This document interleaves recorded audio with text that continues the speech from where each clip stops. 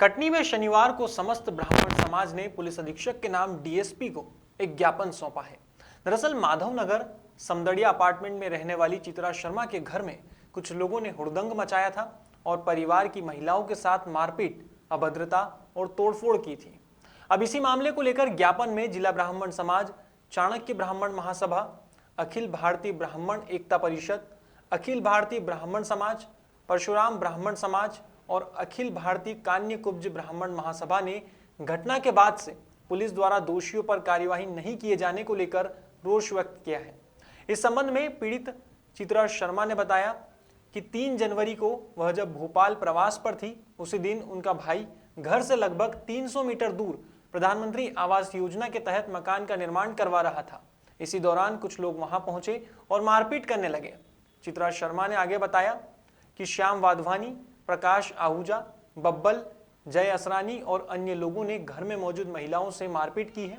ऐसे में अब डीएसपी ने मामले की निष्पक्ष जांच कर दोषियों पर उचित कार्यवाही किए जाने की बात कही है। कटनी से असलम खान की रिपोर्ट। काफ़ी दूरी पर हमारा एक प्लॉट बन रहा था मकान, तो वहाँ पे हमारे पति और हमारे मामा जी काम करवा रहे थे। तो जैसे ही हल्ला सुन के वो घर के अंदर आए, हम लोग बाहर निकले कि क्या हुआ, तो उन्होंने बताया कि मारपीट ये लोग करने आ रहे हैं, तो शटर लगा दो। जैसे ही हमने शटर लगाया तो वो लोग अंदर घुस के आए ज़बरदस्ती, और ये सब प्रकाश आहूजा, प्रकाश आहूजा, अनिल श्याम वाधवानी, अनिल जायसवाल, ये सब लोग अंदर आने के बाद गाली गलौज करने लगे।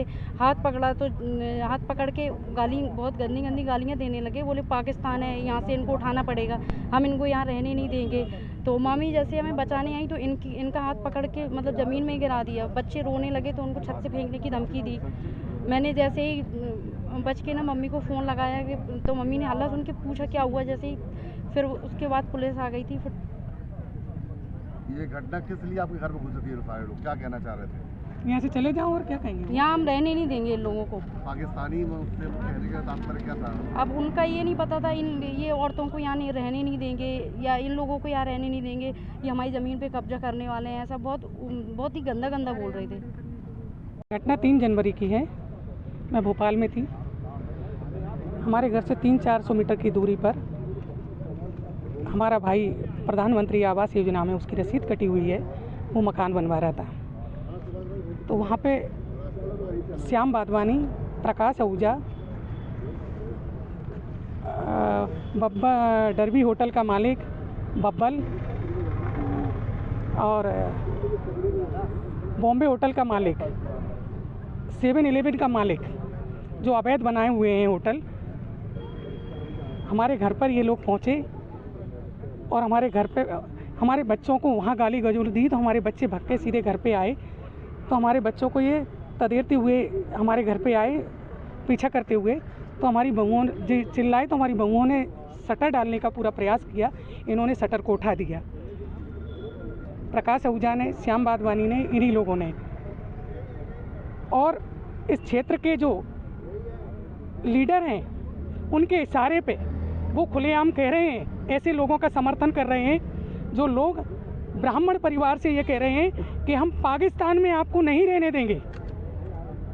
पाकिस्तान है कैंप, इस कैंप में दूसरा कोई व्यक्ति, कोई ब्राह्मण परिवार नहीं रह सकता।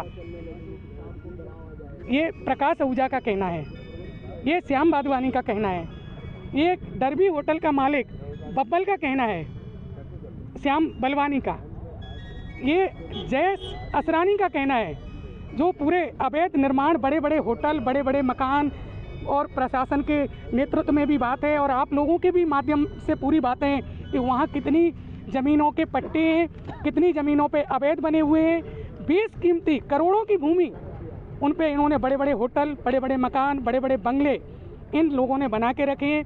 ये भूमि माफिया हैं और हमारे क्षेत्र का प्रतिनिधि उनका संरक्षण है, वो उन होटलों में पार्टनर हैं।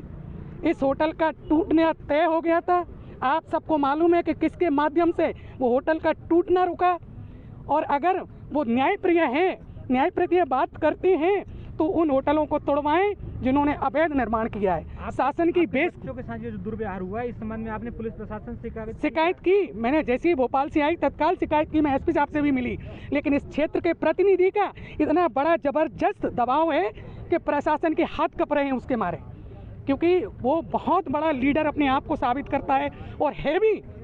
मैं भी कहती हूँ है, जनता ने चुना है तो लीडर है, लेकिन उसका ये निर्णय उसने ले लिया है कि यहाँ तक भी कि मेरे घर के बाहर भी पहुँचा था उस दिन। ब्राह्मण समाज का पूरा जत्था आप लेके आई हैं जी, क्या मामला क्या है? पूरा हमने अपने ब्राह्मण समाज के सामने अपनी पीड़ा को बताया। वैसे तो वो मीडिया के माध्यम से देख रहे थे, जो वीडियो वायरल हुए थे उनके माध्यम से।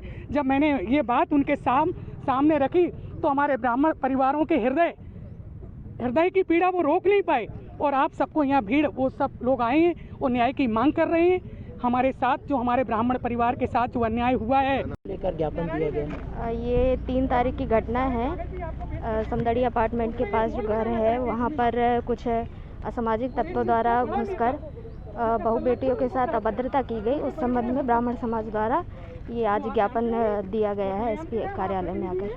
मैडम, लगातार शिकायत की जा रही है, इसके बाद भी पुलिस ने कोई प्रभावी कार्रवाई नहीं की, वजह क्या है?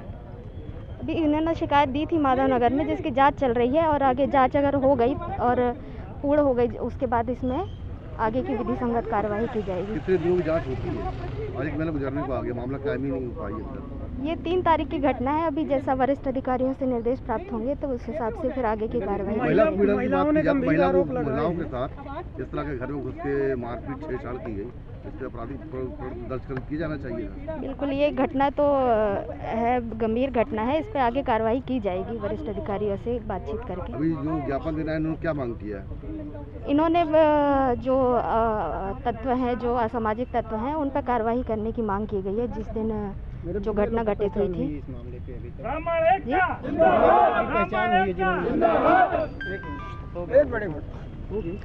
अभी मारपीट की है, ऐसे लोगों की पहचान अभी तक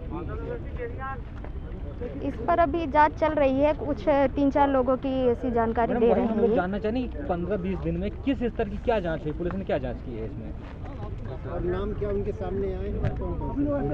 अब ये जांच हो जाए, फिर कार्रवाई हो जाए, फिर आप लोग को। मान जाए क्या पुलिस सामाजिक उसमें या राजनीतिक दबाव में इसलिए जांच में कार्रवाई कर रही है? नहीं, ऐसा कोई दबाव नहीं है। आगे जो क्या है फिर आखिर पुलिस द्वारा कार्रवाई न करने का? जो प्रतिवेदन दिया गया है उस पर जांच करके निश्चित ही कार्रवाई होगी। इसमें ऐसा कुछ दबाव की कोई बात नहीं है, इसमें कार्रवाई अवश्य होगी। ओके।